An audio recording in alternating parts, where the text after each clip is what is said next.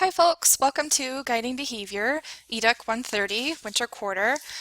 This is our first narrated PowerPoint presentation, and just know that each week you will have 2 or maybe 3 of these narrated PowerPoint presentations, and I promise you they won't ever be any longer than 5 to 7 minutes a piece, just because I know attention spans and sitting and all of the online work that I'm going to be asking you to do. I don't want to overwhelm you with these PowerPoints, but they will be very helpful, so make sure that you come back to them when you're studying or when you need information about an upcoming assignment, because I will always explain the assignment in the last PowerPoint presentation each week.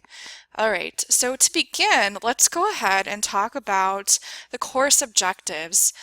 In this class, we will be identifying and differentiating developmentally appropriate child behaviors for individuals and groups. We will list and describe positive guidance techniques for children birth through early adolescence. We'll create a daily schedule, which is actually going to be your first assignment. We'll talk about how to demonstrate positive, respectful, and culturally responsive interactions with young children. We'll develop strategies to promote social and emotional competencies. We'll identify and communicate strategies for professional interactions. We'll compare and contrast different approaches of guiding children's behavior, and we'll reflect on our own personal bias and attitudes regarding children's behavior and disciplinary styles. And we'll also identify causes and interventions for challenging behaviors and articulate the relationships to theoretical frameworks of guidance.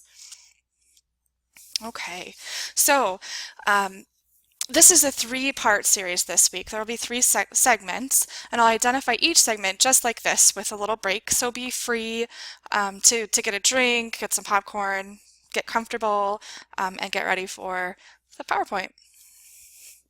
All right.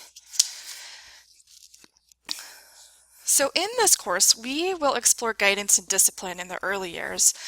We must first begin by defining guidance. Guidance is everything that adults deliberately do and say, either directly or indirectly, to influence children's behavior. Discipline is a term that is commonly used and often interchangeably used with the term discipline. For this course, we're going to stick with the term guidance. Discipline often comes with negative connotations. Think back to when you were young, or maybe still. What do you think of when you hear the word discipline? Do you think of punishment? Punishment is often something done to children out of frustration on behalf of the parent or caretaker.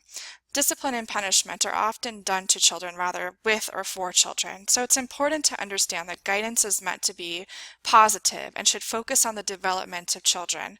After all, the goal is to raise and support supportive and productive members of society, right? As adults who care for and teach young children, it's our responsibility to encourage and create environments that support children's development of problem-solving skills. And we need to start reframing discipline and viewing children's behaviors as messages that we need to decode. There is always a message to children's mistaken behavior, which we will get to mistaken behaviors more next week. So take a look at this slide. Discipline tends to punish children for making mistakes, and guidance helps children learn positive alternatives for their mistakes. Discipline tends to punish children for having problems that they cannot solve, but really it's our job to teach children how to solve their problems and to help them become self-sufficient. All right, guidance is influenced by many different things, by family values, parenting styles, a child's developmental stage, the philosophy of the classroom teacher, and really the way the child learns, and others. And so all of these factors will make for a great discussion this week. For our first discussion forum, I would like you to select one of these influencers and elaborate. For example, how do you think parenting styles might influence guidance? So you may actually need to do a little bit of research on your own before you answer. All right, folks, we are going to pause here, and when you return, we will look at the goals of guidance.